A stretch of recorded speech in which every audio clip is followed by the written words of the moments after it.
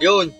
Magandang umaga sa ating lahat. Good day, mighty Scriptor. This is your brother Kimidar Arquillano, the Grand Scriptor of Accor in Action from Mindanao Supreme Council, under International Council, and member of social media influencer. So this is your brother. So gusto ko pong i-acknowledgement at i-announce sa inyong lahat na malapit na po yung anniversary namin on December 7 and to December 12. So this is the 4th year anniversary, 4 years anniversary chapter namin. So ipahatid sa inyo yung mga brothers namin nandyan sa labas at sa natatrabaho sa labas ng bayan, sa labas ng bansa, at sa lahat-lahat ng mga brothers under of Accor in Action sa chapter Accor in Action. So gusto ko pong ipabagay sa inyo na may mga activity tayo gawin sa mga conduct of feeding program po tayo, mga activity for going or the celebration of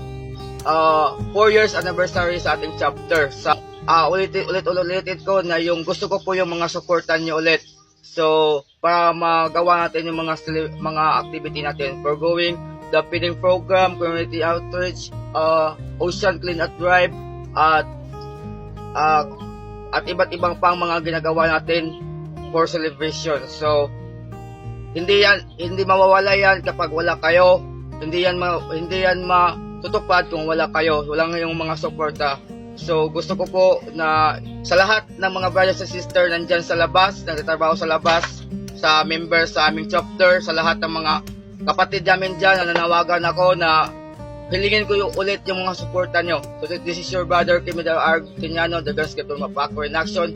Padayon kanunay mga brothers to keep going, to serve God, Family School, County and Paternity. Mabuhay at ingat kayo dyan palagi.